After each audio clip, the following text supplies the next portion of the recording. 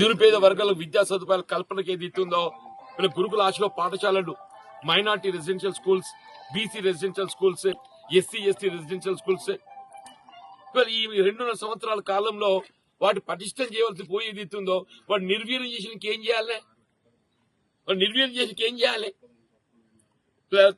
విద్యుత్ శాఖ చెందిన ఆర్టిజన్స్ ఏదైతున్నదో రోడ్ ఎక్కారని చెప్పి అంటూ నేను మీరు గమనిస్తూ ఉంటారని చెప్పి అనుకుంటా. నేను విద్యుత్ శాఖ చెందినటువంటి ఒక ఆర్టిజన్స్ ఏదైతుందో వీళ్ళు రోడ్ ఎక్కి వాళ్ళు ఉద్యమించే పరిస్థితి ఏర్పడని చెప్పి అంటున్నా.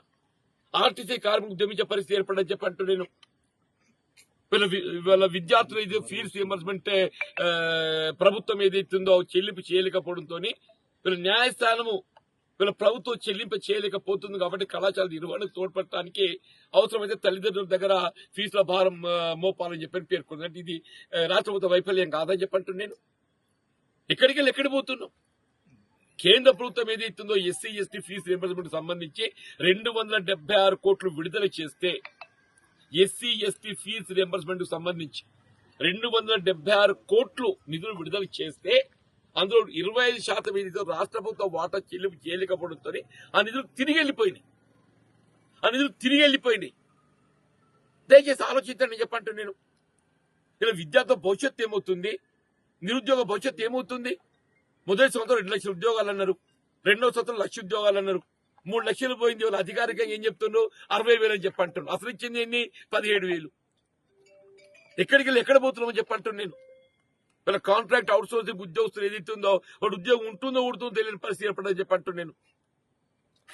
వీళ్ళ ప్రజలు ఏదైతుందో ఆనాడు 23 అంటే 10 సంవత్సరాలు పట్టిందా మార్పు కోరడానికి? ఇవాళ 2.5 సంవత్సరాలుగా మార్పు కోరుతున్నారు. ఇవాళ ఏదైతుందో రేవంత్ రెడ్డి పోవాలి, కేసీఆర్ గారు రావాలి అనే ఒక నినాదం ప్రజలకు వెళ్తుందని చెప్పంటున్నా. రేవంత్ రెడ్డి గారు పోవాలి, కాంగ్రెస్ పార్టీ మార్పు కావాలి, కేసీఆర్ గారు రావాలి, బీఆర్ఎస్ పార్టీ రావాలని చెప్పని ప్రజలకి వెళ్ళి నినాదం వస్తుందని చెప్పంటున్నా నేను. దాన్ని ఆలోచించి అయినా ఇంకా 2 ఏళ్ళు అధికారం ఉండేది ఉన్నది. ఇలా కాంగ్రెస్ పార్టీ ఇంకా 2 సంవత్సరాల అధికారంలో ఉండేది ఉన్నది. కానీ ఈ 2 సంవత్సరాల కాలమైనా మెరుగైన పాలన ఇవ్వడానికి ప్రయత్నం చేయండి, ప్రజాహితం కోసం పనిచేయండి.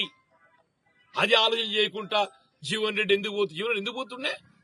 నేను అధికార పార్టీ పోతలేను కదా.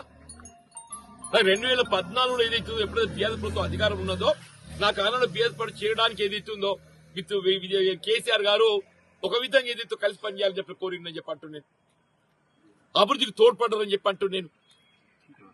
ఇవాళ శాసన మండలి 2019లో మొత్తం శాసన మండలి ఏకైక సభ్యున్నాయి. నేనే నాయకుడిని, నేనే సభ్యుడిని. నాకు ఈ పక్క వెళ్ళారు, ఆ పక్క వెళ్ళారు. ఒంటరి పోరాటం చేశాను అంటే ఒంటరి పోరాటం చేసిన నాకు పార్టీ ప్రేమ చట్టం ఏదైతుందో నాకు ఆటంకం లేకుండే. పార్టీ ప్రేమ చట్టం కాంక్షించేవాడిని అయినట్టయితే నేను ఆనాడు బీఆర్ఎస్ పార్టీలో పోదని చెప్పంటాను నేను. ఇవాళ ఏది ఇస్తుందో వీళ్ళ కాంగ్రెస్ పార్టీ ప్రజలకు ఇచ్చే వాగ్దానాలు నెరవేర్చలేకపోవడంతో కాంగ్రెస్ పార్టీ మొన్నటి ఎన్నికల్లో 23 నవంబర్ ఎన్నికల్లో ప్రజలకు ఇచ్చే వాగ్దానాలు నెరవేర్చలేకపోవడంతో నేను ప్రజల పక్షాన్ని నిలబడటానికి ఇవాళ ఏదైతుందో బీఆర్ఎస్ పార్టీ ఎంచుకోవడం జరిగింది.